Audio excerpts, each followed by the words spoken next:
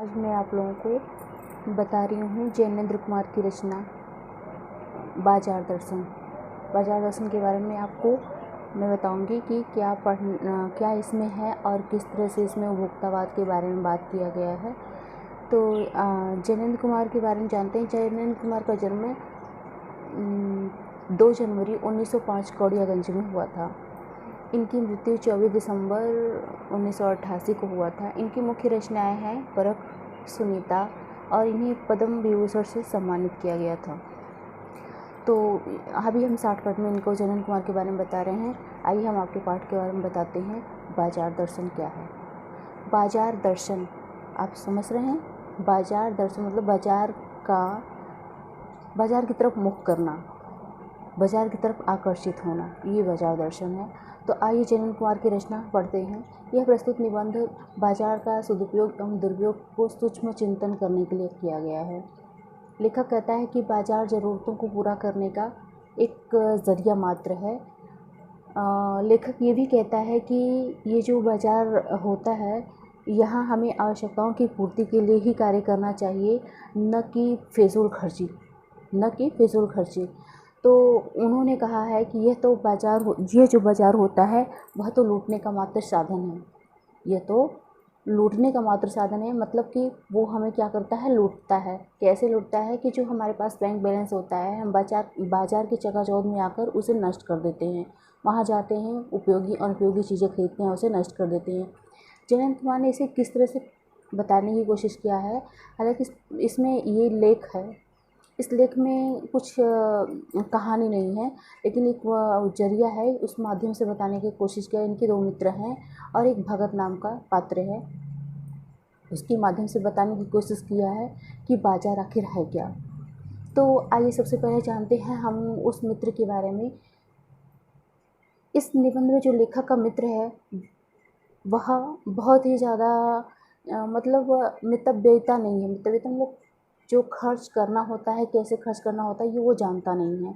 तो लेखक के जो मित्र थे वह एक आवश्यक कार्य के लिए बाजार जाते हैं, लेकिन वहाँ जाने के बाद उन्होंने बहुत सारी उपयोगी अनुपयोगी सारी चीज़ें खरीद लेते हैं। मतलब एक सामान लेने जाते हैं और बहुत सारी चीज़ें खरीद कर ले आते हैं। रास्ते में लेखक मिल जाते हैं, जैनेंद्र कुमार मिल जाते हैं। तो लेखक पूछते हैं कि आप कहाँ यहाँ और इतने सारे सामान के लिए। तो उन्होंने कहा कि हाँ, गया तो मैं एक ही सामान लेने के लिए था, लेकिन जानते हैं ना औरतों का, वो सारा दोष किस पे मढ़ देते हैं, अपनी पत्नी को मढ़ देते हैं।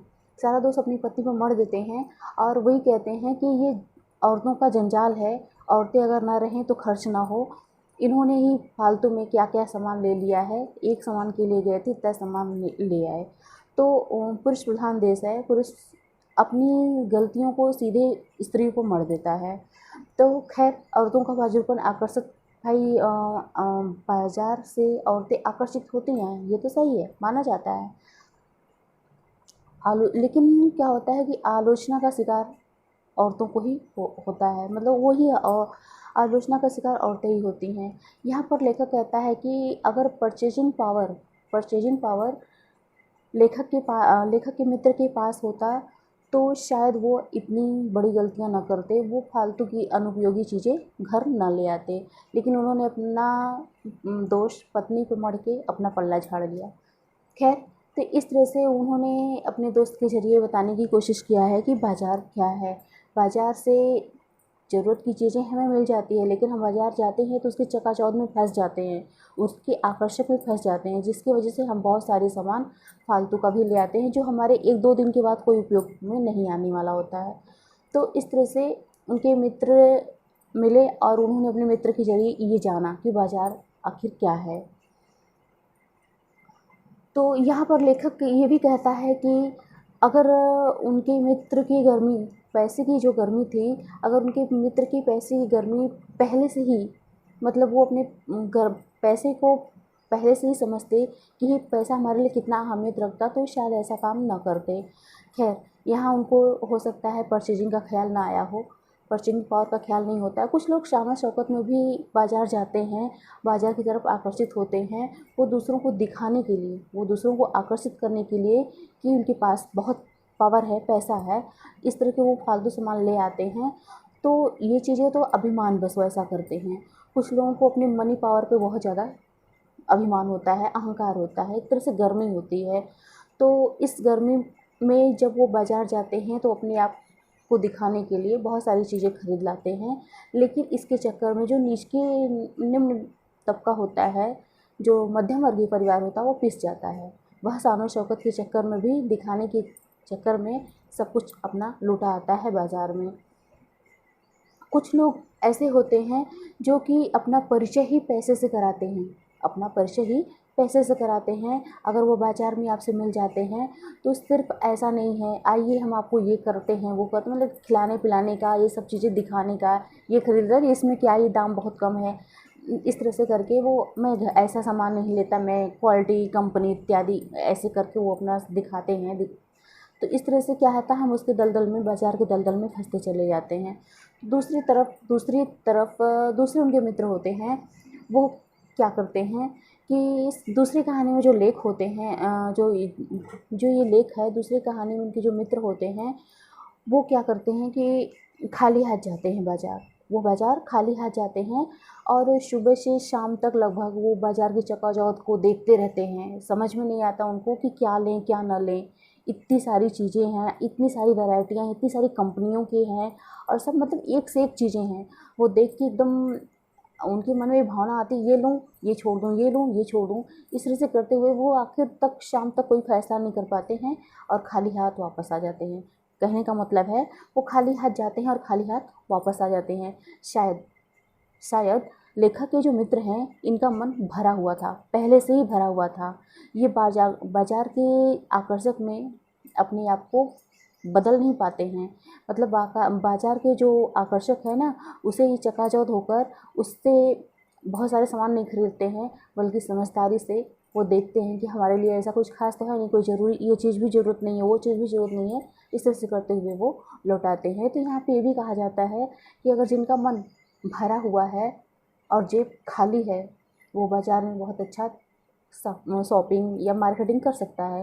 लेकिन जिसका मन खाली हो और पैसे भरे हुए हैं, वह जाके अपना मन तो भर नहीं पाता है, लेकिन अपने पैसे को भी बाज़ार में दे आता है। और बाज़ार तो कहता ही है, जब इसलिए लेखक कहता है कि जब बाज़ार जाइए तो मन भरा होना चाहिए, बाज़ार जाना चाहिए, लेकिन बाज़ार की चकाचौंध से हमें आकर्षित नहीं होना चाहिए।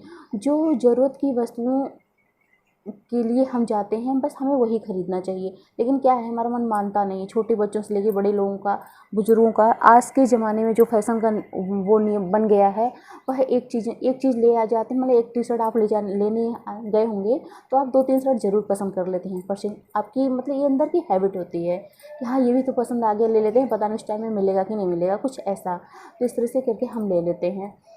तो इस तरह से लेखक मना करता है कि बाज़ार की चकाचौंध में हमें नहीं फंसना चाहिए। जो वस्तुएं हम खरीदते हैं उसका तोल मोल भाव करके लेना चाहिए। उनके मित्र भी पूरे बाज़ार में घूमते हैं, परंतु उनको वो बाज़ार आकर्षित नहीं कर पाती है और वो खाली हाथ वापस आ जाते हैं, यानी कि बाज़ार की चकाचौंध में नहीं फंसते हैं। लाइट और रोशनी में तो बाज़ार और भी खूबसूरत लगती है, यानी कि जब शाम को आप जाते होंगे बाज़ार तो देखिए कितना खूबसूरत लगता है बाज़ार। तो उस बाज़ार की चकाचौंध में नहीं फंसना चाहिए। लाइट और रोशनी में तो कोई भी वस्तु है ना, वो बहुत सुंदर आकर्षक लगेगा। तो उस आकर्षक की चकाचौंध में फंस के हम ये सामान ले लेते हैं, ये नहीं लेना चाहिए। ऐसा लेखक का कहना है। लेखक कहता है कि बाज़ार ये कहता है कि देखो, मैं बहुत आकर्षक हूँ, मैं बहुत ही आकर्षक हूँ, मैं बहुत ही सुंदर हूँ, मैं तरह तरह के गहनों से, कपड़ों से, वस्तुओं से सजा हुआ हूँ। आओ मुझे खरीदो, आओ मुझे लूटो और अपने पास जो बैंक बैलेंस, अपना जो पर्स है, उसे खाली करो। बाज़ार तो यही चाहता है, लेकिन हमें अपने सूझबूझ से काम लेना चाहिए। ऐसा नहीं करना चाहिए, अपने पर्स को खाली नहीं करना चाहिए कभी भी। ये अनुपयोगी चीज़ें लाने के बाद वो चीज़ें यहाँ वहाँ पड़ी रहती हैं, उससे हम क्या करते हैं, अपना सब कुछ गंवा बैठते हैं। जिस पैसे की आवश्यकता होती है, उस मतलब कहने का होता है कि हमको कोई भी काम करना है बजट में करना है। पहले से ही हम सारी चीज़ों का एक निकाल लें, मेंटेन कर लें अपने आप को कि हमें क्या ज़रूरत है, क्या नहीं ज़रूरत है। उसकी ज़रूरत के हिसाब से हमें मार्केटिंग करनी चाहिए। तीसरे दो जो ये लेख जो है तीसरे कहानी के, मान लीजिए तीसरी कहानी में पहले मित्र थे, गए वो मार्केटिंग करने के लिए गए तो वहाँ बहुत सारी चीज़ें खरीद लिए, एक चीज़ लेने गए थे बहुत सारी चीज़ें खरीद लिया। लेकिन दूसरे जो लेखक हैं वो वहाँ जाते हैं, वहाँ से वो कुछ नहीं लेते हैं, खाली हाथ जाते हैं, वो सारा चीज़ें देख के उन्हें समझ ये लें ये लें ये लें ऐसा ले वो करके उनका मन भर जाता है, वो वापस घर आ जाते हैं। और यहाँ पे तीसरे एक छोटे से किरदार के बारे में बात किया गया है जिसका नाम भगत है। भगत जो है ना वो बहुत ही अच्छा इंसान है। वह क्या करता है, ज़रूरत से ज़्यादा चीज़ों को इस्तेमाल नहीं करना चाहता है। तो भगत जो है ना वो चूरन बेचने वाला है। क्या बेचने वाला है?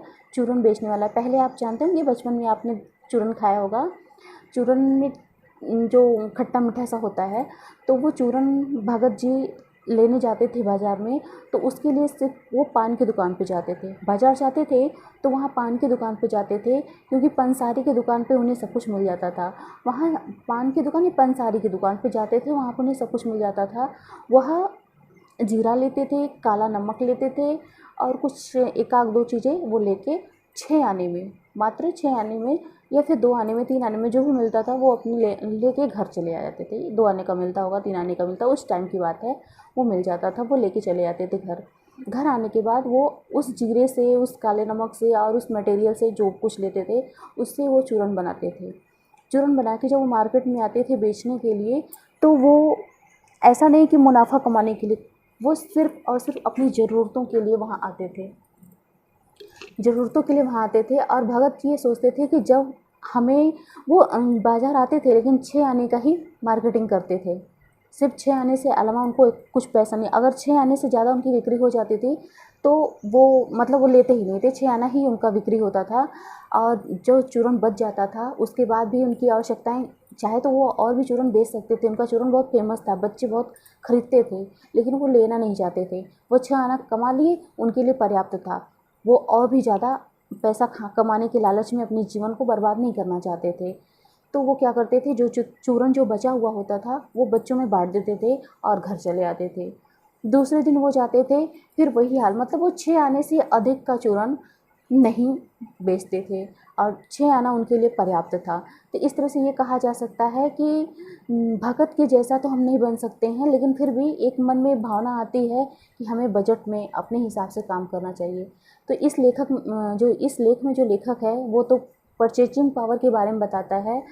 एक चीज़ और भी यहाँ पे बताता है, कुछ लोग शान और शौकत में बाज़ार जाते हैं और तरह तरह की चीज़ें खरीद ले आते हैं। लेखक यहाँ ये कहता है, मान लीजिए लेखक जा रहा है और उसका कोई ऐसा मित्र है जो कार से आ रहा होता है और लेखक जो है साइकिल से जा रहा होता है। तो साइकिल से वो जा रहे होते हैं और जो कार है वो आ रही होती है और शायद कीचड़ या पानी से कार में जो पानी और या कीचड़ का जो उछालती है तो वो लेखक के ऊपर चला जाता है या फिर लेखक के आसपास फैल जाता है। तो लेखक के मन में भावना आती है काश, तुरंत ही भावना आती है काश, लेखक यानी कोई भी, लेखक के अलावा कोई भी हो सकता है, भावना आती है काश मेरे पास कार होती तो मैं नहीं मज़ा चखाता, तो मैं भी ऐसा कर, मतलब इस तरह से। तो क्या होता है कि हम अपने सगे संबंधियों से ये नाता ऐसे करने के बाद, मान लीजिए रिश्तेदार ही ऐसा है, कोई बहुत बड़े रिश्तेदार हैं, बहुत अच्छे खाते पीते घराने के हैं, उनके पास शान शौकत सारी चीज़ें हैं, तो हम उनसे ईर्ष्या करने लगते हैं, जलने लगते हैं, जो कि कदापि नहीं होना चाहिए, ऐसा होना ही नहीं चाहिए। हम उनकी या इस तरह से करने के चक्कर में हम अपने पैसे को गंवा देते हैं, उनके जैसा बनने के लिए, उस सगे संबंधी से ऊंचा उठने के लिए हम अपने पैसे को गंवा देते हैं। तो हमें ऐसा भी नहीं करना चाहिए। इस बाजार दर्शन के माध्यम से कभी लेखक जो है यही बताने की कोशिश करता है कि परचेजिंग पावर जो होता है वो हमारे दिल में होता है, हमारे अंदर होता है। जब तक हम अपने जज्बात को, अपने नियम कायदे कानून को अपने हिसाब से ना रखेंगे तो जो पैसा है हम कमाते हैं वो बाज़ार को ही दे आएंगे। तो हमें ऐसा कदापि नहीं करना चाहिए और पैसे को बचा के रखना चाहिए, हाड़े गाढ़े या फिर कैसे आकस्मिक कार्य के लिए काम आने वाला होता है। आज के समय में भी यही है कि पैसे से ही दुनिया है, पैसे से ही रिश्ते हैं, पैसे से ही सब कुछ है। तो हमें पैसे का पावर नहीं दिखाना चाहिए, रिश्ते खराब नहीं करने चाहिए और तरह के सगे संबंधियों के साथ हमें उसी तरह का आदर सम्मान व्यवहार करना चाहिए। पैसा हो या न हो, ये आदमी की चीज़ें नहीं हैं, आदमी को सिर्फ मान सम्मान प्रेम चाहिए होता है। पैसे से कोई बड़ा इंसान नहीं हो जाता है, पैसे से कोई महान इंसान नहीं बन जाता है, इसलिए हमें इस पे ध्यान देना चाहिए। तो ये तीनों लेखक के जो दोस्त हैं, इनके माध्यम से और भगत के माध्यम से मैंने आपको इस लेख के बारे में बताया, बाजार दर्शन क्या है। तो इसे आप एक ध्यान से समझ लीजिएगा, पढ़ लीजिएगा और इसके क्वेश्चन आंसर आप लिख लीजिएगा। बाजार दर्शन क्या, उपभोक्तावाद क्या है, परचेजिंग पावर क्या है, मन खाली हो तो बाजार जाना चाहिए या नहीं जाना चाहिए, पर्स में अधिक पैसे हैं तो बाजार जाना चाहिए या नहीं चाहिए, ये सारी प्रश्न बनते हैं। आप इसमें से 10 प्रश्न लिख लीजिएगा, उसका नोट्स तैयार कर लीजिएगा। नेक्स्ट टाइम हम आपसे टेस्ट लेंगे। Okay, bye.